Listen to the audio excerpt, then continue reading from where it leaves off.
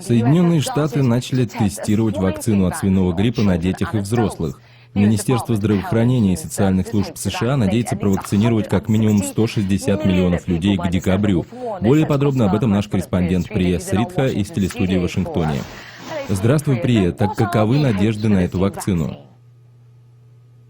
Спасибо. Вакцина от свиного гриппа все больше беспокоит людей всего мира.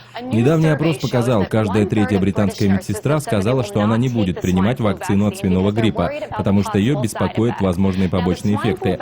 Вакцина от свиного гриппа, сделанная в 70-х, которая должна быть почти такой же, как та, что предлагается нам сегодня, вызывала неврологическое расстройство под названием синдром Гейна-Барре. Для обсуждения этой темы ко мне присоединился сотрудник Russia Today и журналист-исследователь Вейн Мэтсон. Вейн, спасибо большое, что присоединились ко мне. Прежде всего, скажите, пожалуйста, кто уже провакцинирован?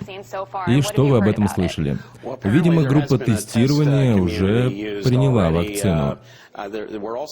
Также говорят, что разработанная вакцина подходит не всем. Вероятно, дети были использованы, нравится вам или нет этот термин, в качестве подопытных крыс в Оклахоме. Я знаю из разговоров работников исследовательского центра, что даже ученые, которые помогали разрабатывать вакцину для смолпокса, говорят, что они не собираются принимать вакцину, и также убеждают не делать это своих друзей и родных. А какие побочные эффекты были у этих детей, если они были?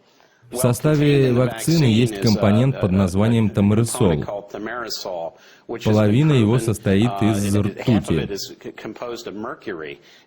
И было доказано, что он вызывает не только синдром Гейна-Барре, но также аутизм у маленьких детей. Было несколько таких случаев, когда проведенная вакцинация спровоцировала возникновение аутизма. Как эта вакцина от свиного гриппа будет предлагаться? Будет ли она принудительной для людей? Что вы про это слышали?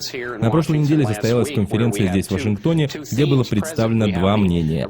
Во-первых, это исследовательское сообщество и медицинское сообщество. Они говорили о том, что нам необходимо предоставлять людям достоверную информацию, чтобы позволить им принять решение, основанное на фактах.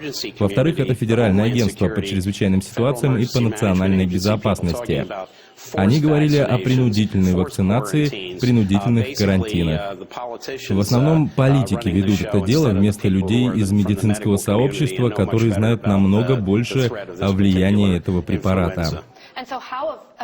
И каков будет эффект, если большинство людей решит не принимать ее? Те, кто принял вакцину, они могут ограничить свой контакт с другими. Но в основном получается так, что уже есть движение в пользу вакцины, которое началось по всей Америке. Как сказал кто-то из Министерства здравоохранения, эти люди взбушевались, как будто это враг. Они собираются ссылаться на различные протоколы о чрезвычайных ситуациях,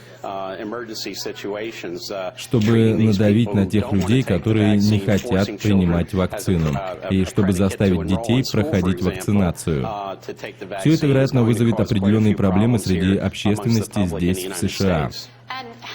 Сколько тестов этой вакцины было уже проведено? Как получилось, что мы не нашли такую вакцину, которая бы не имела всех этих побочных эффектов? Исследования показывают, что могут быть даны рекомендации сделать 3 вакцинации, 2 от свиного гриппа и 1 от обычного сезонного гриппа.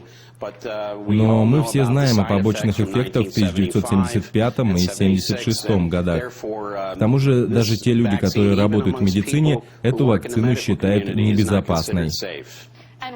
А когда эти решения будут приняты, когда решат, будет ли это принудительно или нет? Как мы знаем, это вторая волна гриппа в северном полушарии. Первый удар будет где-то в конце сентября. Пик будет достигнут в октябре, возможно. Так на самом деле было с гриппом в 1918 году.